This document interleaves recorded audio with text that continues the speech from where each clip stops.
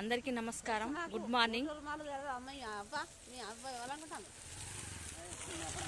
గాషారం తక్కువైతే గాలికి పోయే డ్యాష్ కంప ఇంటికి వస్తుంది అన్నట్టు ఇది కూడా 3 బజార్లు ఉన్నాయని చెప్పి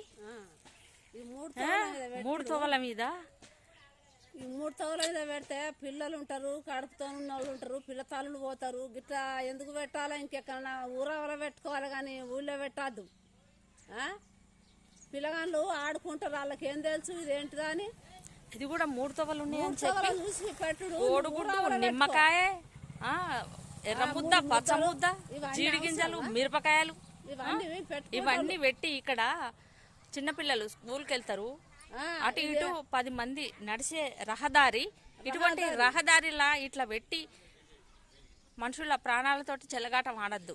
ఇది గవర్నమెంట్ బడి పిల్లలంతా వస్తారు, పిల్లతోళ్ళు వస్తారు, కడుపుతోళ్ళు వాళ్ళు వస్తారు. ఇట్లనైనా పెట్టుడు ఊరావల పెట్టుకోరు.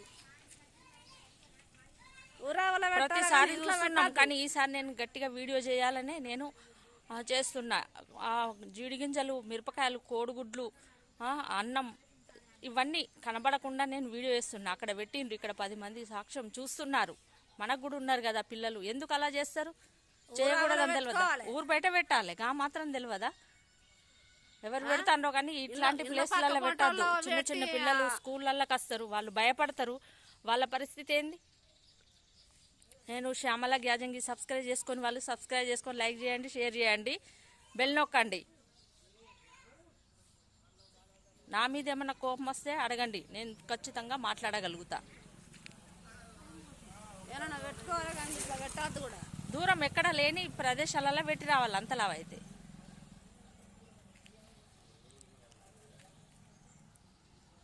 ఇప్పుడే కాదు, ఏ కాలం నుండో చూస్తున్నాం. కానీ నేనైతే ఖచ్చితంగా గట్టిగా వీడియో చేసిన.